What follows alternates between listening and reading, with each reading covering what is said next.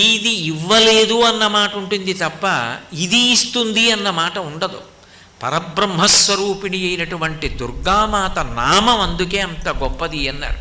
లోకంలో ఎప్పుడైనా ఒక నామము వచ్చింది అంటే ఆ నామము బాలసారి చేసి పెట్టినది కాదు. భగవంతుడికి బాలసారి చేసి పేరు పెడితే వస్తుందా? ఆయనకి సహస్రనామాలు ఉంటాయి, 108 నామాలు ఉంటాయి. మధ్యలో 300, 475, 576 ఉండవు. ఎవరు పుట్టినా నక్షత్రం ప్రధానం. మనకున్నవి 27 నక్షత్రాలు. ఒక్కొక్క నక్షత్రానికి 4 పాదాలు. 27 × 4 108 పాదాలు. 108 పాదములలో పుట్టినటువంటి 2 కాళ్ళున్న ప్రాణులు, 4 కాళ్ళున్న ప్రాణులు అన్నీ సుఖ సంతోషములతో ఉండాలి. శం ద్విపదే, శం చతుష్పదే, అది వేదహృదయం.